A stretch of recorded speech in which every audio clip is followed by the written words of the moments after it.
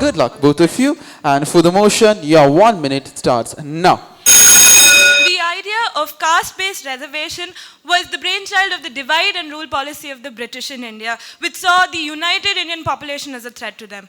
Post-independence, even though we retained the reservation system, it was only from the point of view of development of backward classes until they are at par with the other castes.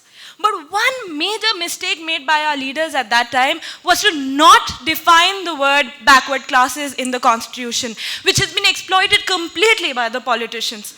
In 1979, when the Mandal Commission sat, they identified 1,279 backward classes. But if there has been a 60% jump to 2,297 backward classes in 2006, then definitely the caste-based reservation system isn't helping progress of the country. Even in the famous Balaji versus Mysore government case, the court said that caste cannot be the only factor for determining whether a community is backward. Thank you, Vaanya.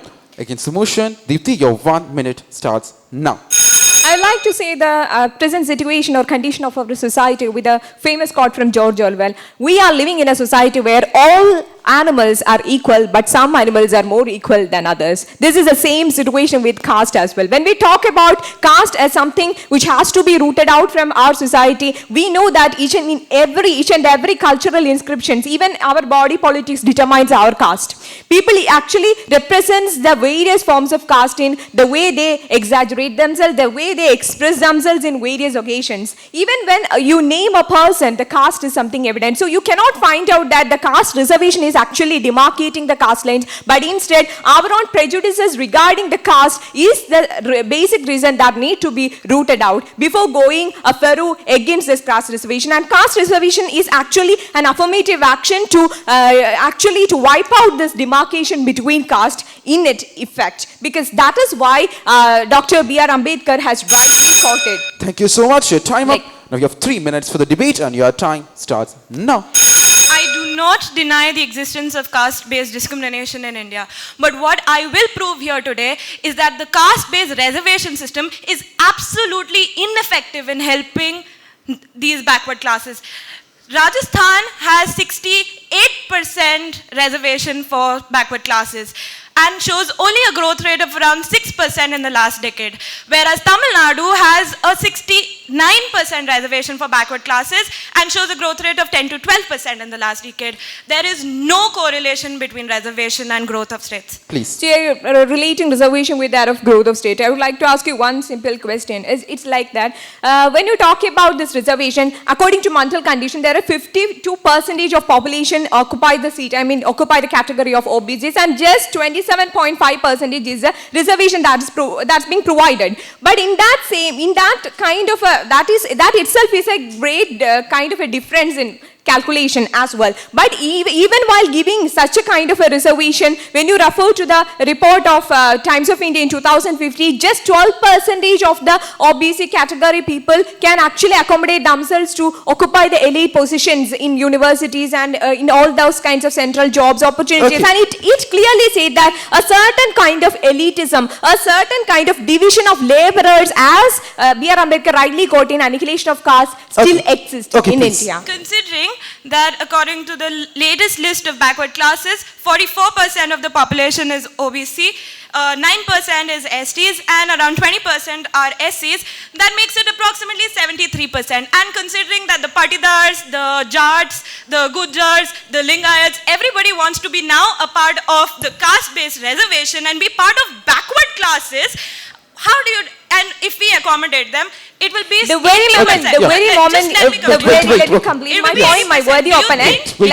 Economically viable. Wait, Vaanya, please, yes. Yeah, my worthy opponent, let me complete. The thing is like, if you think that the reservation actually provided or actually inhibit the way for a person belonging to general category to enter into a position, the same prejudice is a root cause of caste basis in India. You have to believe that it is because that person is actually economically, not only economically, but socially and culturally backward. And we are actually giving them a support to stand up to the topmost position of the ladder. And it's not like somebody have already told us like running a race between two different people. Yes, so it's thank you. like, Yes, please. Thank you so much for supporting my point that caste is not the only factor that should be taken into consideration, but their social and economic background should also be taken into consideration. Please. And that is why precisely caste-based reservation cannot help anybody in the country to progress. Instead, economic factors should be taken into consideration. All right, thank you so much. Now, after the judging panel. My question is for Vaanya. So you said there is no correlation between reservation and economic growth by comparing a couple of states, right? But the whole idea of caste-based reservation is not to bring about economic equality. It is to bring about social equality. So would that be fair if you say that economic equality is not brought about by caste-based reservation? Would it be fair to make such a comparison? So is that clear, Vaanya? Yeah.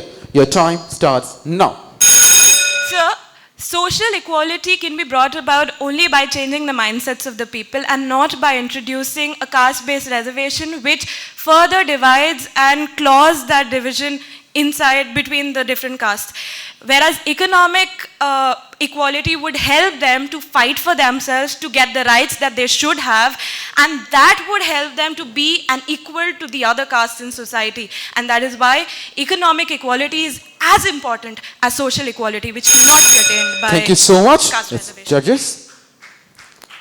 Deepthi, do you agree this caste reservation should be there in education level as well as in the appointment level? yeah, Is it clear, Deepthi? Yeah. Yes, okay. Your time starts now.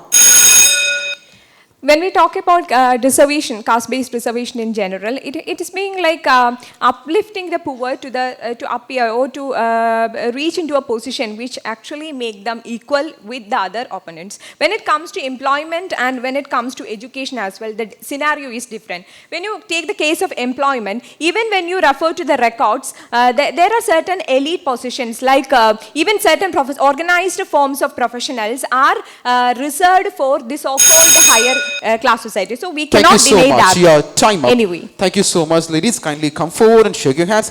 Can we give them a big round of applause for this, please? Thank you. Speak for India.